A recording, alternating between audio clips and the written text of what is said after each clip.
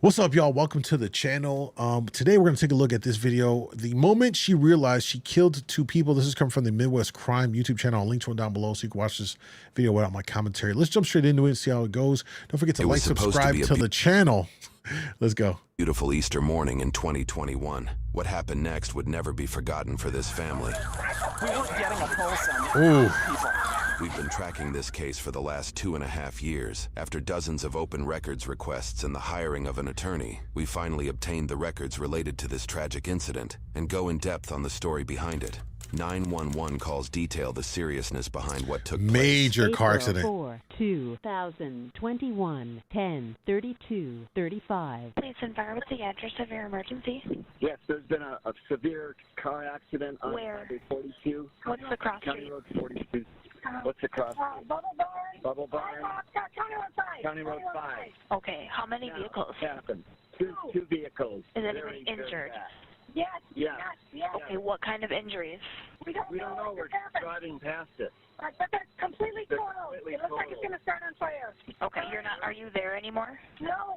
We've driven by. Okay, stop. They've been on the way this entire time. This is just getting more information for them for when they arrive. Okay. Like I said, we have a lot of help on the way. Thank you for calling. Yep, thank you. 10:32:39. 911. Is this a life or death emergency? Yes, it is. There's a car crash on 42, like right by the gas station. 42. Hold on. 42 and what? But I don't know. Whatever's by the Bubble What Barn. happened? The red car was turning like by the Tell me what happened. Accident or I can't A car understand. crash. Yes, a car crash. People, I can't imagine what it's like to be a 911 operator because people call in so frantic and you're trying to get the story, the important information that you need, and they're just blurting out everything because they're so, the adrenaline's rushing, they're all kicked in. This is very telling. Is anyone injured? Yes. Okay, is it blocking traffic?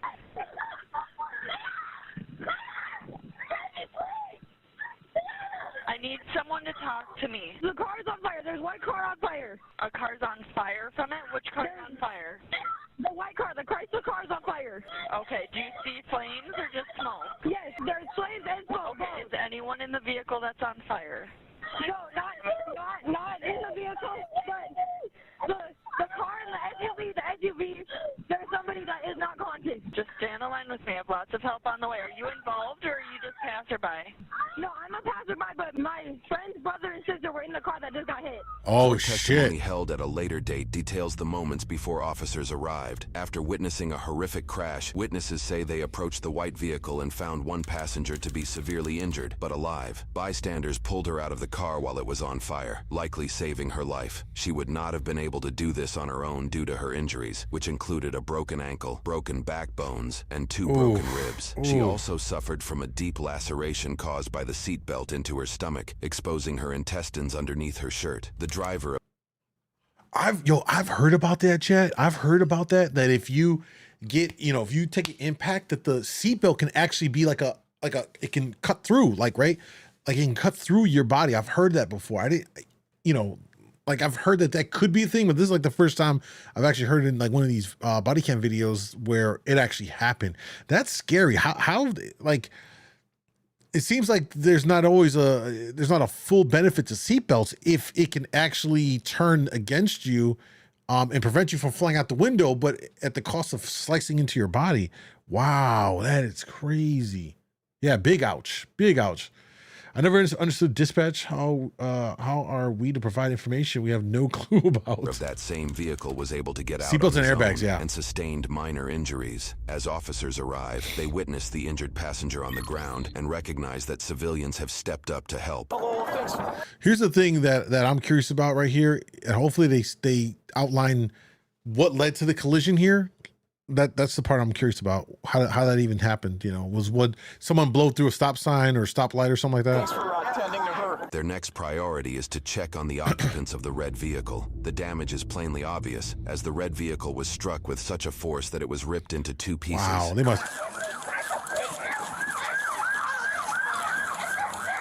had to have been going like 80 miles an hour. There's one in here. Okay. I didn't feel a pulse though. Okay. They said there's no pulse. I'm not too concerned about that. Is there still a person in here? 2 in here. Got a driver and one in the back seat.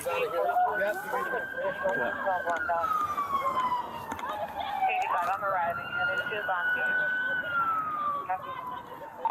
45, 122, or 86. We've got 2 trapped inside of a vehicle that'll need to be pried out. I don't know if they've got either the 2 have a pulse. No. Okay, I understand your concern. Yeah. I'll just have you wait back here. Thank you. I'm not getting a pulse on the back seat. These people aren't coming out of this vehicle, right? No. Am I seeing that right? Okay. Yep. All right. I appreciate your assistance. Thank you. I'm a former EMT. Oh, you are? All right. Someone's going crazy in the background. All right. And we know that nobody's in this one? Officer secure a vehicle that is on fire. Y'all, look, the car is split in 2. Holy shit. How? At what speed were they traveling at? This is literally crazy. Lilith, what's up? God damn. Everybody out? Okay, we're clear here. Okay. All right. I'm going to try to maintain some kind of a perimeter here.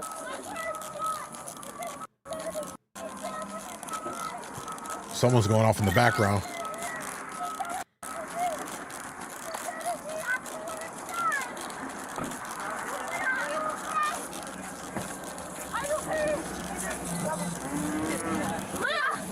Who's in the car?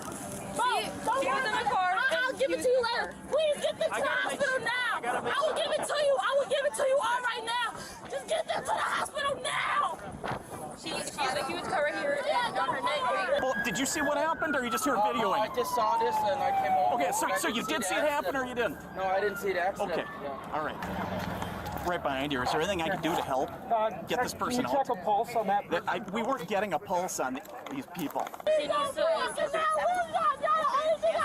All right, so okay, here's where we're at so far.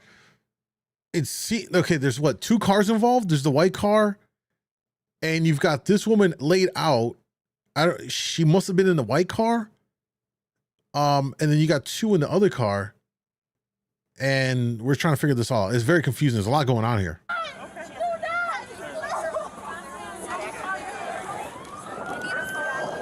Don't know who she is. Were you in the car?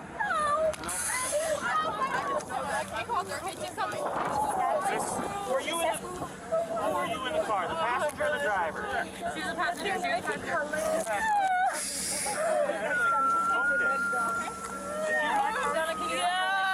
Miss, can I just have you switch your keys right quick?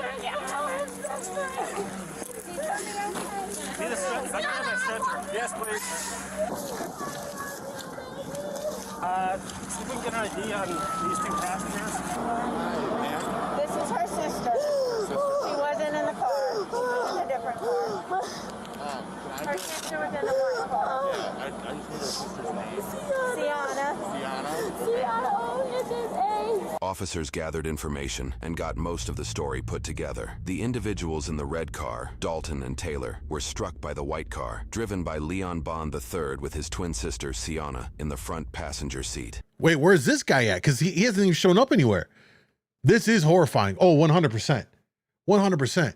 Also, this guy hasn't been seen anywhere so far. We got questions we need to get answers to. Their older sister, Camille Lachey Dennis Bond, was driving alongside them in a separate and seemingly uninvolved black vehicle with her best friend in the passenger seat, Lynn. Lynn was the one to make the 911 call at the beginning of this video. After the crash, Camille stopped down the street in the middle of the road and ran towards the accident on foot. According to court testimony, Camille got out of the car so fast she forgot to put the car in park, but Lynn noticed and did it for her from the passenger seat. Officers quickly realized this may be a criminal investigation involving multiple fatalities and that extreme speeds were likely involved. Wait, what? What? Okay. All right. We got to dive into this. I'm confused of what all transpired here. Accordingly, they quickly identify Camille as a key person of interest. Officers will eventually obtain video evidence of the crash itself to further support Camille's involvement. We will go over that footage later in this video. Oh, chat, we are invested in this. We are invested now. Ma'am, can't go over there right now. We got a car on fire. It's not safe.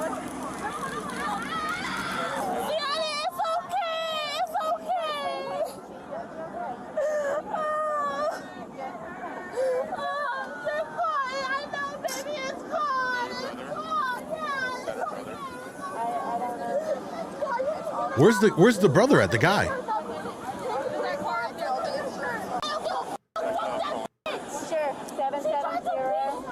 Here, Camille is immediately placing blame on the other driver. She doesn't hesitate to use profanities towards Taylor, who she incorrectly believes was driving the red car. Okay. Wow. 22. There's going to be two 1072s. Officers unfortunately discover the two individuals in the red car, Dalton Lee Ford and Taylor Nicole Garza, have been killed in the crash. That's the tragic. couple was 22 years old. They Tragic. had plans to celebrate Easter with their families that morning. 3 people are out here taking pictures of a dead person.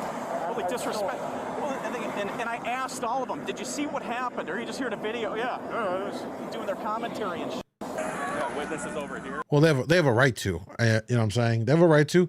It's you know, yeah. There's probably like a morality, ethical thing to it, but they legally can. You know, so it's just, you know, they're documenting this thing here, which isn't always bad because they might have a different viewpoint that can be used for evidence. I don't think it's inherently a bad thing as long as they're not infringing on like the perimeter you've set. It is what it is. You know what I'm saying? Okay. So we'll need to start talking to them. Okay. Something's not right here. Exactly, Senpai. Officers begin questioning witnesses to hopefully figure out exactly what happened. I haven't heard him say anything about the guy. He wants to run off. Yeah, the guy, like, bro, the guy, where's the guy at? They literally, he was driving one of the cars and I've yet to see where the guy is.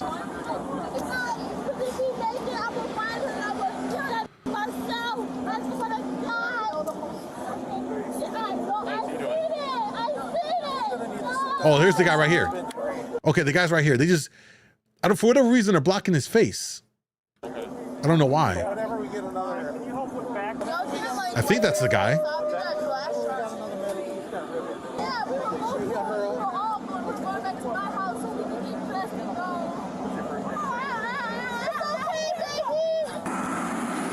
can't even go over here right now. Wait right here, by the KFC. Have them meet you down at Caribou.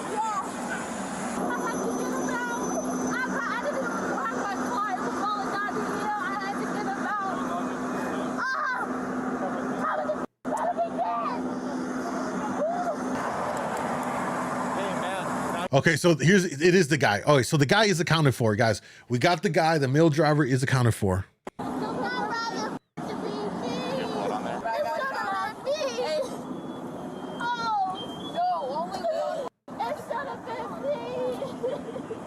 Best thing she could have done is not talked, man, to be honest with you. Best thing she could have done is not talked.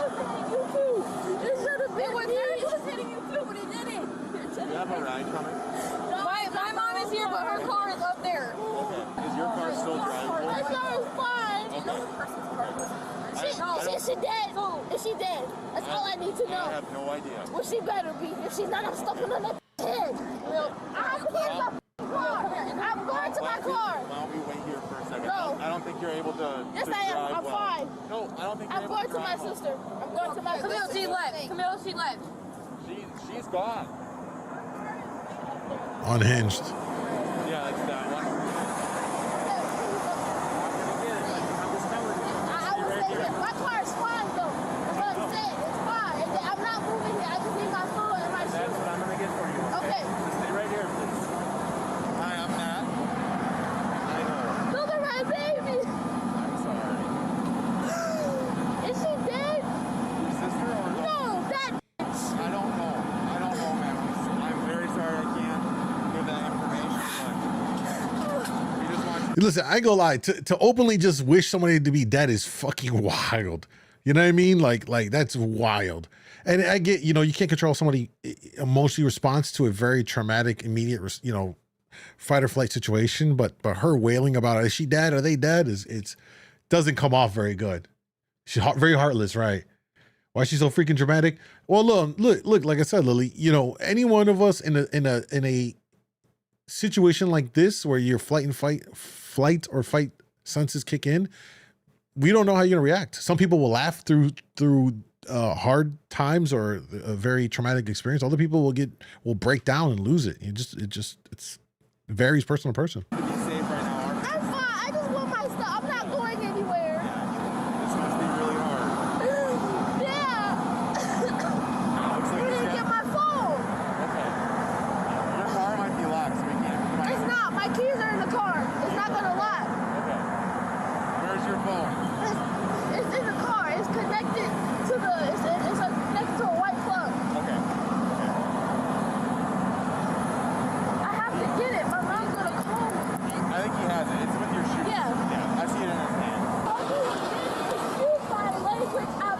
Damn it. I have to get it. My mom's gonna call me.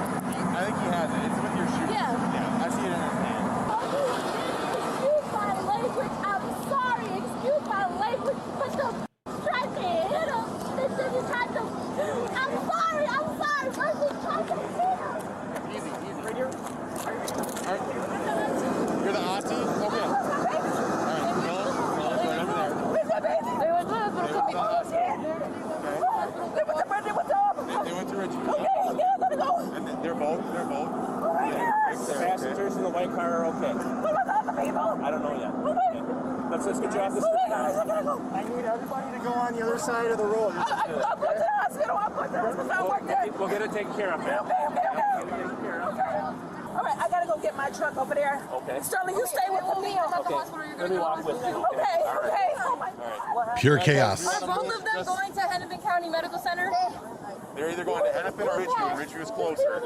Well, I was told that Tiana was going to Ridgeview Medical because this is both of her children. Yeah, so then they're going to Ridgeview.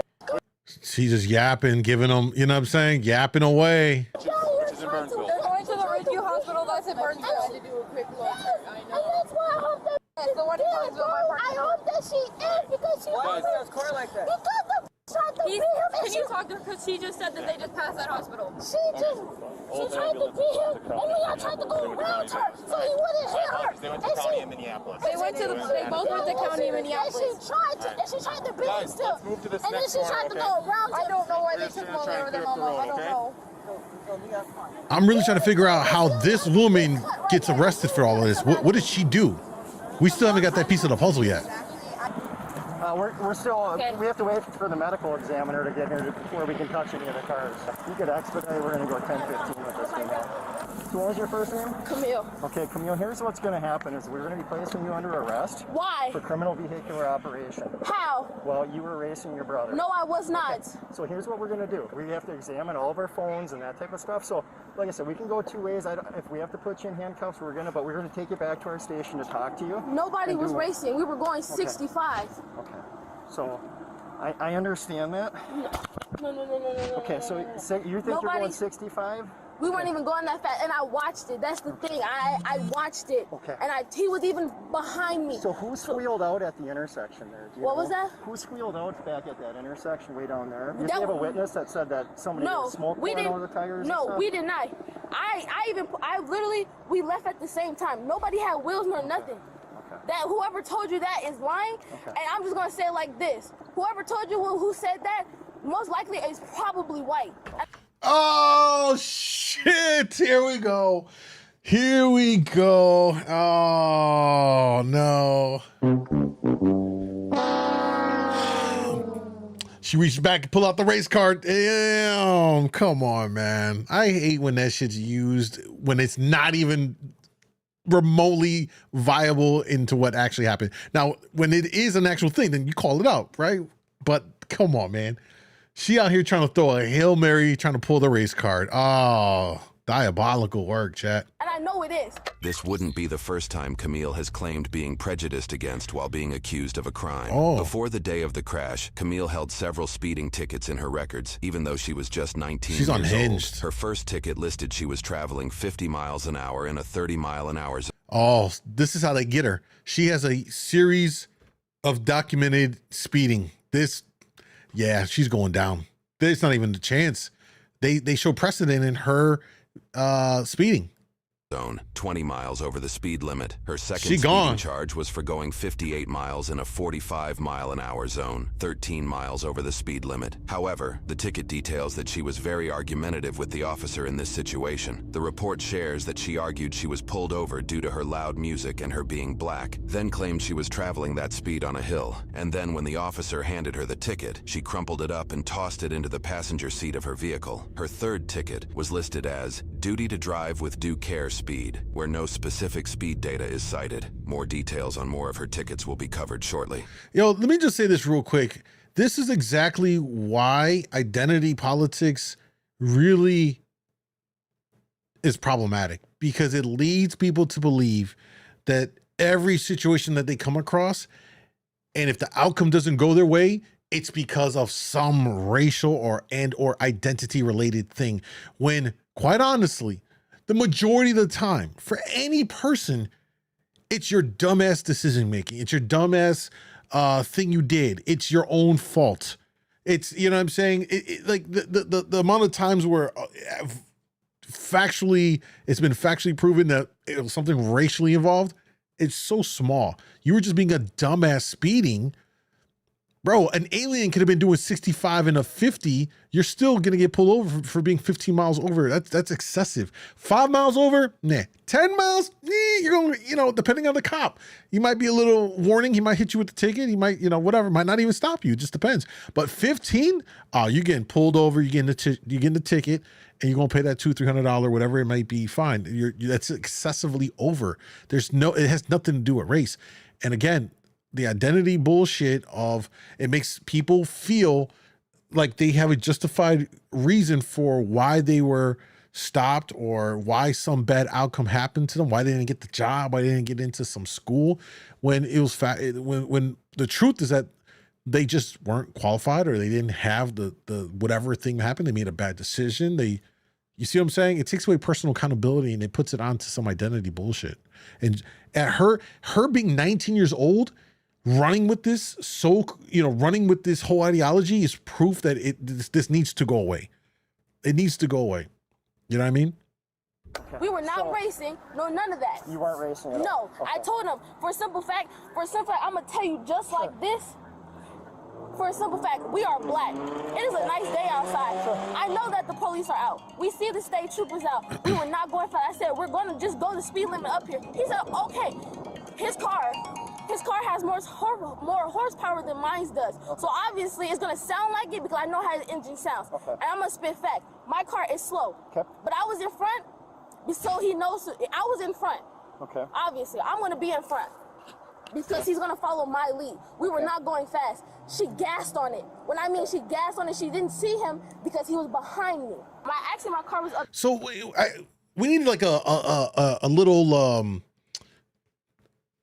animation to show where these cars are at, because I'm still trying to understand, were they drag racing down the strip, and then where was the red car where they impacted? I still have no chat. Does anybody have any orientation on what went down here? I'm still kind of lost. She talked to way too much. Lilith, she's talking herself into every, again, we always say these, y'all, if you ever get stopped by the cops, don't talk. It don't matter if you have nothing dirty on you. You didn't do anything wrong. You're clean.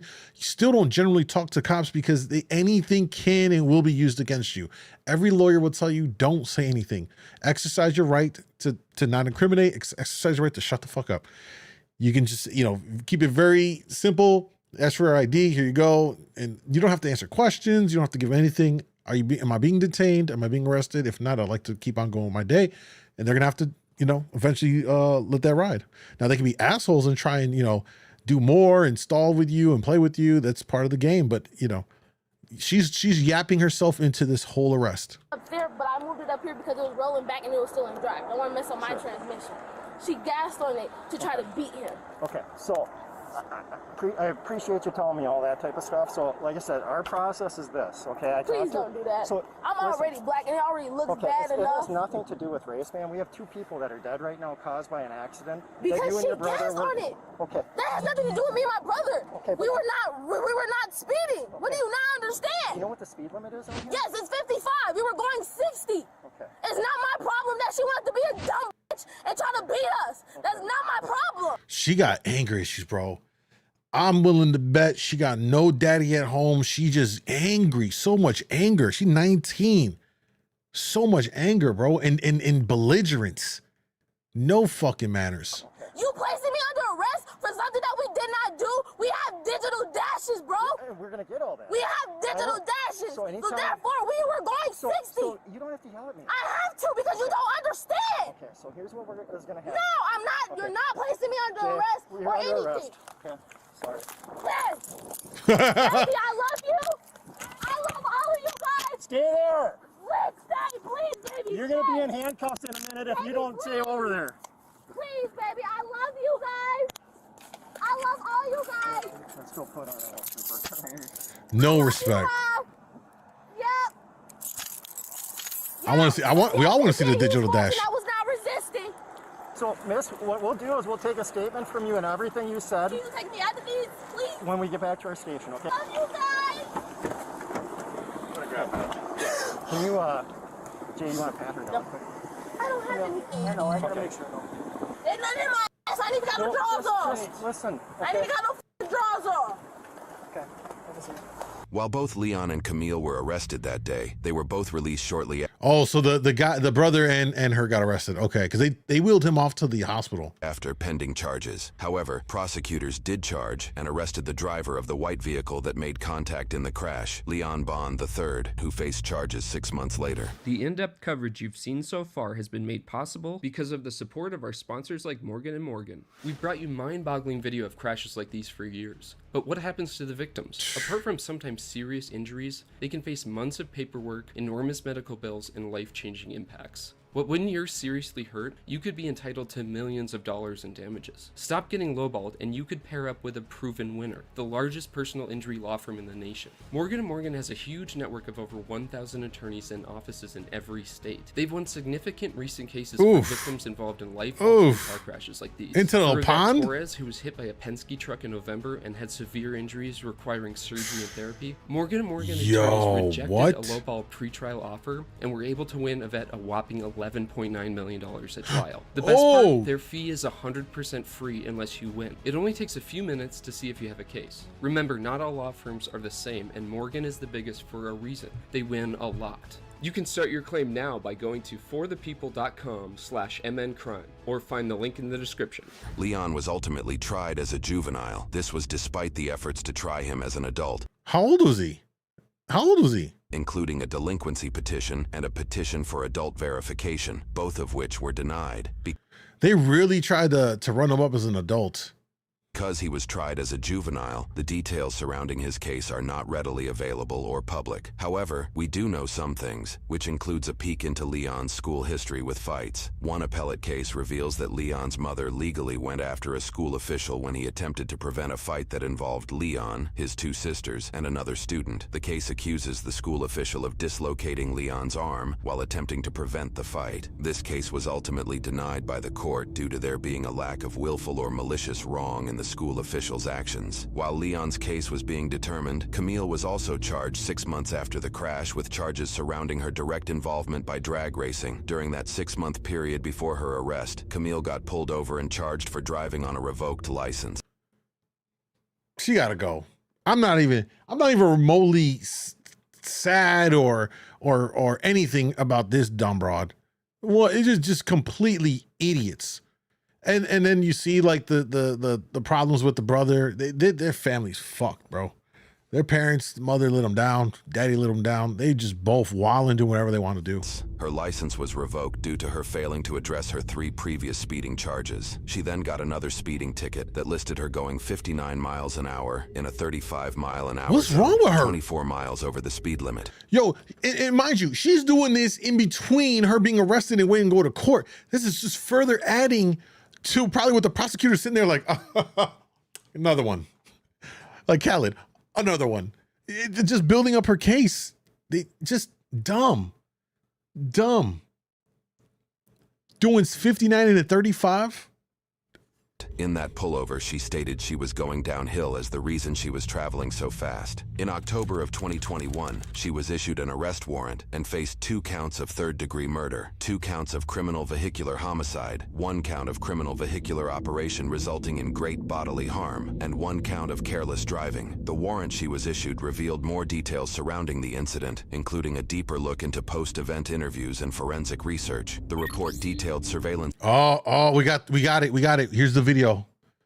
There's let's see which cars. Footage that shows the intersection they started the race at. Witness testimony shares that the two exchanged a conversation here pertaining to whose car could accelerate faster. After that alleged conversation, the 2 cars take off well ahead of the other vehicles surrounding them. Another surveillance camera captures the impact. Moments before, you can see just how long it takes for this uninvolved vehicle to enter the right side of the frame and pass the area where the crash happens. When Camille and Leon's vehicles zoom by moments later, it takes roughly half the time. A crash reconstruction report reveals data obtained by the airbag control module in Leon's vehicle. The report indicated Leon and his sister Camille, who was traveling alongside him, were going 114 miles per hour just 5. Oh shit. I knew someone added up, bro. You don't cut a car in two by going 70. I mean, that's a big impact. 114. By the way, let's run this back a little bit. Look at this. So here they are, come speeding down from the right side, and that red car was turning from the opposite lane. In their position, they were going left. So it's going to look like they're turning right from us looking at the monitor here. And run it back. Moments later, it takes... Yeah, there they are right there. I mean, they're right already in the middle of the intersection. Let me scan ahead over here. They're right here. Let me slow down a little bit. Where's the speed? Playback speed. All right. Happens when... So here's the car right here. I don't know if you guys can see my cursor wiggling around. There's the red car from the couple. Camille and Leon's... It's going... Mute that. Going left. Here they are. Red car. I'm sorry, the white car is way out ahead, a little bit out ahead. And it looks like she started hitting the brakes a little bit. It looks like she started slowing down. And just the other car didn't just kept going. You know what I'm saying? Actually insane. Reveals data obtained by the airbag control module in Leon's vehicle. The report indicated Leon and his sister Camille, who was 65 traveling miles, alongside him, exactly. were going 114 miles per hour just 5 seconds. Throw before away the crash, key on this bitch. 64 miles over Throw the her posted in the 50 lockup. mile an hour speed limit. Court documents also indicated Leon and Camille were over 3 football fields away when Dalton and Taylor started to take the turn. They traveled roughly 3/4 of a mile after taking off from the intersection before crashing. Her and her brother's vehicle were traveling between 93 and 106 miles an hour before Leon's vehicle struck Dalton and Taylor. The day after her arrest on October 29, 2021, Camille posted a $75,000 non-cash bond, which came with conditions that notably did not exclude her driving privileges, allowing her to drive despite the seriousness behind her. Wait, what? Oh, this is in Minnesota. Oh, yeah. Governor Walz. Would be vice president. Oh, wow, Minnesota. Wow. I think Minnesota was the only state that voted blue this election. All the other Midwest, well, except for Illinois. Illinois is always going to be blue. They're the only other Midwest state that voted blue. Her case. 2 months after her release on bond, court records indicate she got in a car accident where she claimed another driver was at fault. She issued a small claims case to the court for the other individual to pay a sum greater than $4,500. In the following year, she won this court case due to the other party not showing up. She was given yet another speeding ticket in May of 2022. This time, she was caught going 83 miles an hour in a 60-mile-an-hour zone, 23 miles over the speed limit. In this pullover, the ticket cites that Camille was unaware of the speed limit, cried, and explained to the officer that she had a bad experience with law enforcement before and was afraid of cops. State records allegedly showed her car's registration was expired despite the stickers on her car displaying she was up to date. In January of 2023, 3 months shy of 2 years after the car crash, news reports indicate that Camille's brother Leon pled guilty to 2 counts of third-degree murder. He was sentenced to 25 years of prison that same month. Wait. Was this related to the car accident? Because they said that he was tried as a juvenile. Was this something else?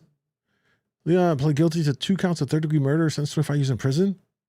Because inmates only have to serve 2/3 of their sentence before transferring to probation, this means he should be out of jail in 16 years and 8 months, or in September of 2039, when he is 36 years old. However, rules apply differently for juvenile cases. Here is an image posted on what appears to be Leon's Facebook page, posted in September of 2023, where he seems to be under house arrest. He proudly holds what looks to be $1,000 in cash with a smile on his face. Because Leon was being tried as a juvenile, he was put on probation until the age of 21, with a stayed sentence of 25 years in prison. As long as Leon doesn't break probation by age 21, his sentence will be considered served. In mid-2024, Leon turned 21 and successfully completed his probation. His sentence for murdering Dalton and Taylor is considered served.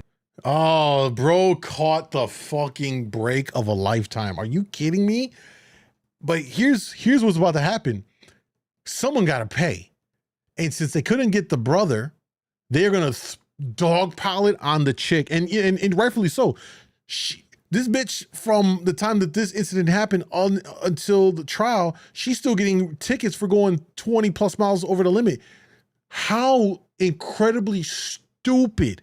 She deserves all the bad things that are coming her way. His sister, who operated the other racing vehicle, Camille Dennis Bond, faced a slew of charges as an adult for her involvement, making her case information more readily available. Through court deliberations, Camille's defense team would not only argue that she was not at fault due to her not being in the vehicle that struck Taylor and Dalton, but would go as far as to say Dalton should have yielded before the turn, and even suggested Dalton was at fault for the crash. In this section of the video, we will cover the surprising court deliberations that brought the case to its conclusion. What? In court, several factors were brought to light through witness and expert testimonies. While there are some notable instances of witnesses ascribing the scene to being horrific and the worst thing they have ever experienced, some more frustrating revelations deemed that Camille and her brother Leon were not only reckless with their actions, but continued to be reckless after bystanders had told them to slow down prior to the crash. Court testimony details that a bystander noticed descriptions of Camille's and Leon's vehicles traveling at a high rate of speed past her house in a residential neighborhood. This frustrated the witness as it was Easter Sunday, and there were children outside. This witness noticed that the pair parked down the street from her residence, so she decided to walk down to the cars to tell them to slow down. This witness's testimony matched the descriptions of Camille, her passenger friend Lynn, and the description of the vehicles Camille and her brother were driving. After the neighbor had spoke to them directly about slowing down, she claims the cars then sped past her on the road as she was walking back to her home, which was an inferred attempt at retaliation. This neighbor then tried calling 911 at 10:28 over their reckless behavior, roughly 4 minutes before the crash happened. Unfortunately, it appears the call didn't connect, and the neighbor decided to let it go, seeing as she only had a partial license plate to work with. A couple days later, when she saw a news article involving the vehicles, she claims to have recognized the plate based off the partial she had, causing her to call the authorities to inform them of the racing activity she saw the pair engaged in earlier that morning.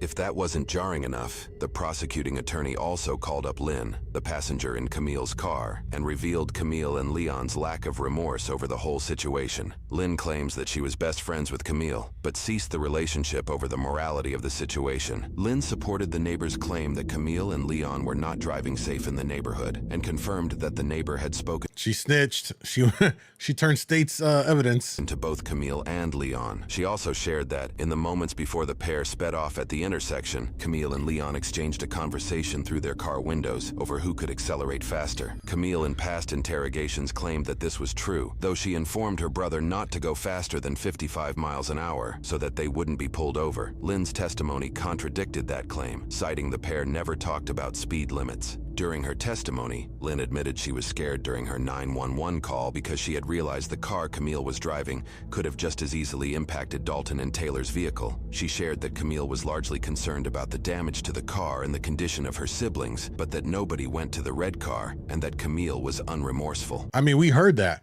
the entire time she wanted them dead. This bitch is cooked. She is fucking literally horrible. She's literally a horrible person.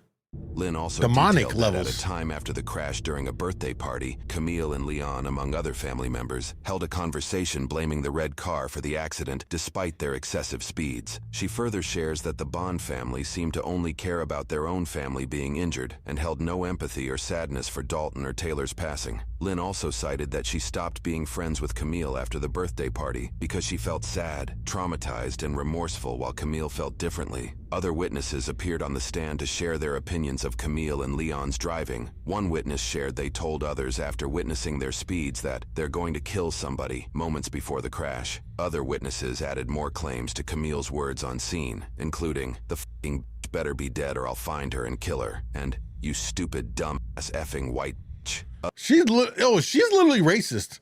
Like, there's no denying it. This chick is literally racist as fuck. Others sharing, "In all the years I've been driving, I've never seen two cars drive like that before. and that witnesses found it jarring. Camille didn't attempt to help her injured sister, but was able to maintain threatening 2 fatal crash victims. The defense's argument that Dalton and Taylor's vehicle should have yielded brought frustrations to witnesses taking the stand, one individual having what appears to be a heated back and forth over the perceived ridiculousness of his argument. One professional opinion on the stand debunked the defense's right-of-way argument, citing that, statutorily, the right-of-way vehicle loses that claim if they are speeding, and in this case, the vehicles were estimated to be traveling over twice the speed limit. That same professional opinion cited data that showed if the 2 vehicles were not drag racing and were traveling the speed limit, Dalton and Taylor would have easily cleared the intersection without contact. A jury court would unanimously convict her on all of her charges. In closing statements prior to determining Camille's sentencing, countless contributions from the community shared how the case, and particularly the loss of Dalton and Taylor, impacted their lives. Yeah, those are going to be the impact testimony. Taylor's father shared that he'll never forget the scream his wife, Taylor's mother, let out the day 2 police officers came to their home to inform them of their daughter's death. He shares that the sound still haunts him to that day. Dalton's older brother Dylan, a pastor, shared that if Camille's family remained blind to her guilt, that she would remain guilty on the day of her judgment, and God would strike her down for the murderer that she is. Big Friends facts. of the family shared frustrations with Leon's light sentence, sharing that they hated the court system for giving him such an easy break. They also shared that rules do not apply to Camille, and that she will kill again. They referenced Camille's lack of remorse, pointing out that Camille turned to her mom, laughing and playing on her phone like it was any other day during breaks in court testimony. Documents revealed that the victim's family had just held a funeral the day prior for Dalton's grandfather. One cousin noted that the last photo they all took together as a family was that day. Veronica, Dalton's mom, pointed out frustrations with Camille's lack of remorse and her continued speeding infractions after the fact. Dalton's father, Jim, highlighted Camille and Leon's previous school fights, along with their alleged fist fight that broke out when they got in an accident with another driver. He also cited her claims of racial prejudice against her to be nothing of the sort when it came to Dalton and Taylor, sharing the pair had gone to Minneapolis in support of George Floyd,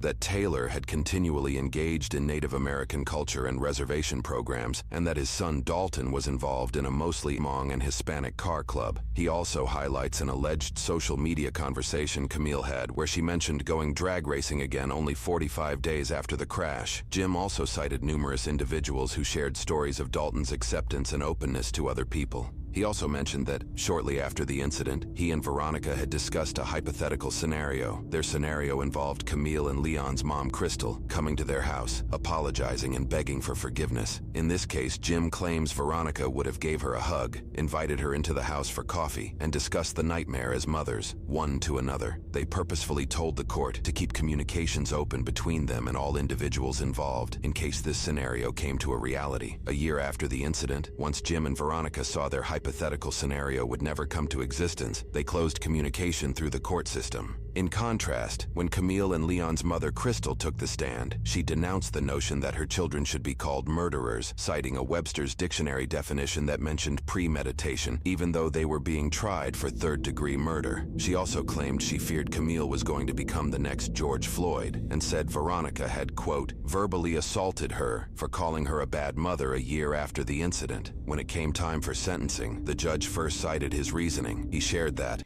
Ain't no accountability in that entire family, bro. Not 1 ounce of accountability. Even the mother, you know what I'm saying? It's just ridiculous. in my 40 years of being involved in the legal business in various aspects, I've never been involved in a case that's affected and impacted so many different people in so many different ways. He also pointed out frustrations that Leon was tried as a juvenile and wouldn't spend a day in prison as long as he abides by his probation conditions. Before sharing the sentencing, he told Camille directly, "I think you're in deep denial about what exactly your role played in this event." For her third-degree murder charges, she was sentenced with 150 months for one and 180 months for the other, which would be served concurrently with her sentence for criminal vehicular operation resulting in serious bodily harm, which amounted to 38 months. So 12, 24, what, three years and some change? For the rest of her conviction, right? Chat, three years?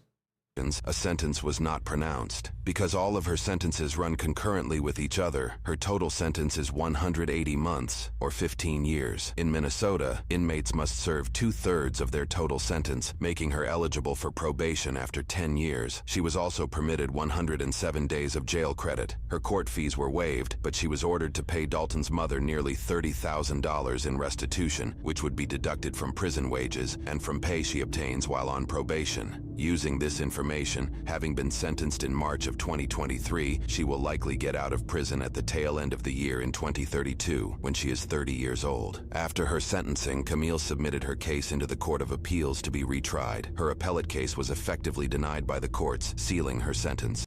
Good. Good. Good.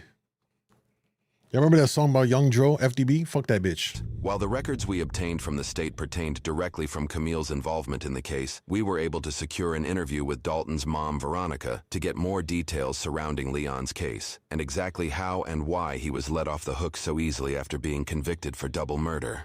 Through those transcripts and through the body cam footage, it's wild to me that this case was not taken as seriously as it seems like it should have been. Yeah. If he was 17, in most cases, you're getting tried as an adult. So I'm really curious to see what prevented them from running him as an adult. You're so close. It wasn't like he was 12. And even then, we've seen situations where you know, like a school shooter and they're 15, 16. What do? Run him as an adult, which quite honestly, I find this whole idea of charging someone as an adult when they're a minor very weird, because it really seems as though there's no standard in which they apply this. It just is based off of whatever happens and whoever feels like doing it, because if you're not 18, you're a minor, you're a juvenile. So it should just be all minors, but you have situations where then the state decides to run them as adult charges. Well, how do you, I never understood that. I would really love to talk to a lawyer to explain that dynamic, because it doesn't really make sense. And I think that if there was a hardline rule on this, and either saying, look, if you're under 18, you're always gonna get run through the juvenile courts as a minor, or that certain crimes will automatically be charged as adult, period. That's better than this wishy-washy setup that we have now, where it's pick and choose depending on the person, maybe depending on the profile, the level of profile of the case. I think that plays a part in this. It's just very messy, and I think it leads to situations like this. You know, we don't wish a family to go through this. I mean, in the beginning, we just sat back. I mean, we trusted those that we felt were looking out for Dalton and Taylor's best interest. The further we got along in the process, the more holes I kept finding. Attitudes, amount of remorse, accountability. If that would have come into play, we would understand, we'd be better. But because it didn't, and because the way the laws are set up right now, that these children are protected. A double murder charge in the Dakota County, they'd never had one before. We were going to be the first juvenile case to go to trial, because Leon was innocent, Camille was innocent, Dalton pulled out in front of them. I mean, you've read the transcripts. He turned 21. At that time, he's free and clear. It's like it never happened. I bet you I did 75 open records requests. I fought hard, and not so much on Camille's situation. I mean, you know, because hers was adult. It was fighting the juvenile side. Strangely enough, they did make 4 changes to their juvenile certification process. The juvenile side, you know, they say that this case will haunt them for the rest of their lives. You know, that Leon was not certified as an adult. I found out there are 87 counties in Minnesota. There are 87 ways to certify a juvenile. County by county, not even Washington, Dakota, Scott, Carver, none of them go through the certification process for a juvenile the same way. The county that handled this case, Dakota County, certifies juveniles through a psychological and criminal record report, which then goes through an evaluation process involving multiple parties. To qualify for certification, the accused must be 14 years old, and in this case, Leon was 17 and 9 months old at the time of the crash. Secondly, the crime needs to be a felony, and this case certainly qualifies as one of the worst felony charges a person can obtain. He's so close to 18. It's actually absurd. This is the bureaucracy of it all, which is so convoluted. That system is so dumb. And Leon got 2 of them. In most cases where a juvenile who is 16 or older is being tried for particularly violent offenses like this case, there is a presumption of certification, which means the juvenile is assumed to be tried as an adult. That is, unless they can specifically prove they would be rehabilitated through the juvenile system. This process for proof of rehabilitation in this case required a parole officer to organize a report, referred to as a certification study. Additionally, a psychologist conducts a psychological evaluation. This report often includes the seriousness of the crime, indications of mental health issues, their prior record, and their likelihood of rehabilitation in the juvenile system. These reports are then reviewed by the Extended Juvenile Jurisdiction Panel, or the EJJ panel for short. Look at all these layers of shit. Jesus Christ. Case, the 7-person panel then votes on if the accused should be tried as an adult or not. In Leon's case, Veronica made a startling discovery through her own investigations. Leon was on probation at the time that he murdered Dalton and Taylor. His probation officer was the intake probation officer for the certification process. Leon was already on probation at the time of the crash. Reports indicate this was likely due to his violent behavior in high school. What made this a troubling situation was the extended history the probation officer had with Leon. These prior efforts to push for rehabilitation could influence the probation officer to unjustly suggest a favorable outcome for Leon due to their personal attachment to the case. Unfortunately, it seems that's exactly what happened. Name and shame her or him. Name and shame that parole officer. That's what you got to do. Current probation officer was the one that supplied all the information to the 7-panel EJJ members, and she left out all of his high school history. She only went up till 8th grade. And that, of course, influenced that panel. Correct. Additionally, news reports indicate that the same probation officer was also one of the 7 members on the EJJ panel to vote for or against. Yo, what? At this point, now I want to know her race, right? Now I want to know her race, because now this shit looks very sus. In the earlier part of this video where the girl was trying to play the race card, you got to dismiss that as bullshit. But now this shit makes me think about this might be some racial based type shit. Leon's adult certification. And it was a 4-3 vote, Harrison. 4 said juvenile, 3 said adult.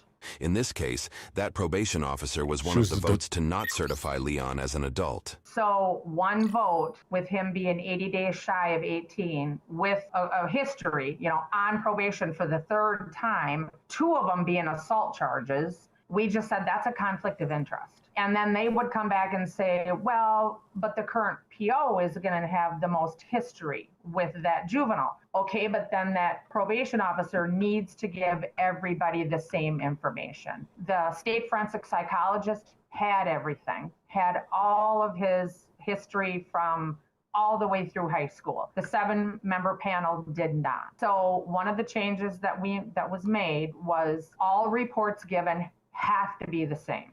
You cannot pick and choose what members see what. The other one, the intake parole officer cannot be the juvenile's current probation officer. Right. The 3rd change was with restitution. The corrections department determined the amount of restitution. I had provided documentation showing, because Dalton, 22, didn't have life insurance, student loans, had a car payment. Restitution was approved upon at $29,000 and some change. It was whatever I submitted. Well, we got the documentation from the juvenile side, and it said, well, Leon is only responsible to pay $8,500. And I went, why? It's $29,000 and some change. They're both equally guilty. I would have thought it just would have been split in half. Dakota County Juvenile Corrections set their own dollar amount. Most counties would leave it up to the judge. He's been out. Camille's in jail. She doesn't have as good of an opportunity to pay this restitution as Leon does. Well, they did change that now. It's no longer up to juvenile corrections. It is up to the judge. They got rid of the cap. They, in essence, had a cap of $8,500. The state forensic psychologist came back and said, yes, adult. There is not enough time to rehabilitate him. There is not. He for the severity of the crime, he cannot be rehabilitated, or she didn't think. She submitted her report the day before the EJJ panel did. The EJJ panel knew that the state forensic psychologist had recommended adult. They never reconvened. They never got into a room. That had to have been the parole officer pushing for all that. That's some dirty work. I hope they named this PO. Never came together and said, let's look at this now. 2 people lost their lives. Right. This isn't a vandalism. 2 people were murdered. Dakota County Corrections does not like me.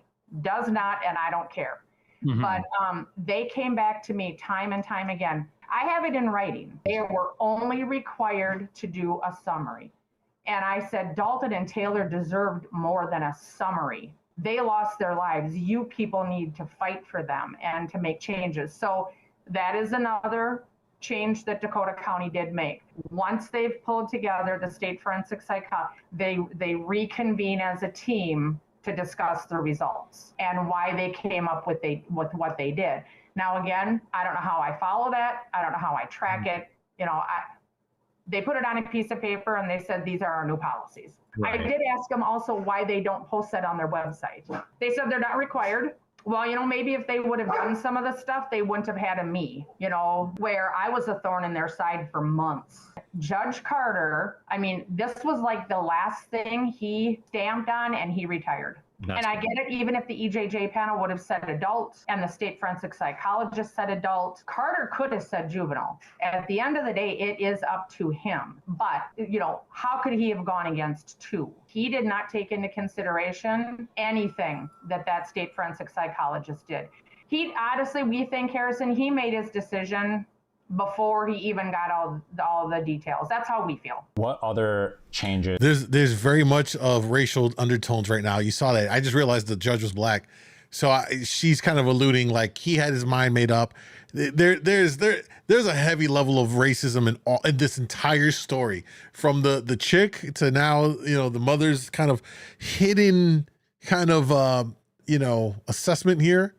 Are you hoping that the state will be making? He did go down and spend 9 months in Red Wing. Well, 8 months. Red Wing is the juvenile correctional facility that Leon was admitted to for rehabilitation. I ended up getting a hold of Red Wing too, and I said, I want to know what type of a program you have in Red Wing to process or rehabilitate a juvenile versus somebody that's down there for theft or, you know, anything that you would end up at Red Wing for. And that is the only facility in the state of Minnesota for these juveniles that commit these higher crimes that if they were an adult, it would be a prison sentence. Well, we really don't have a different program. And I said, so you're telling me Leon is down there getting the same classes as somebody is down there for theft. They don't have any extra programs that they provided to Leon, the same counseling, everything. When I had gotten a hold of JSD in Hastings, I said, what does Leon's day-to-day look like? You know, he was taking class. He finally did get his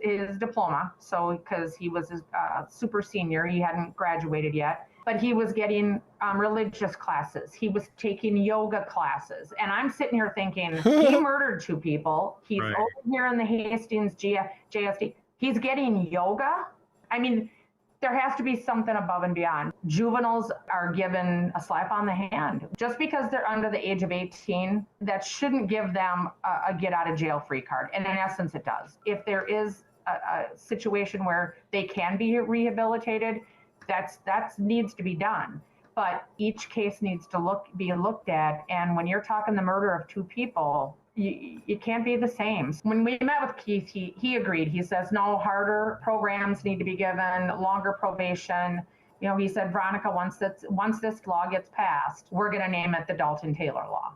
18, that can't be this magic number. He's an adult. I get it at the time. He was 80 days shy of being 18. He was arrested that day, but then he was let go. Now in Wisconsin, which of course is where we live, just across the river, 17, you're automatically an adult. Now Minnesota is actually trying to raise it to 21.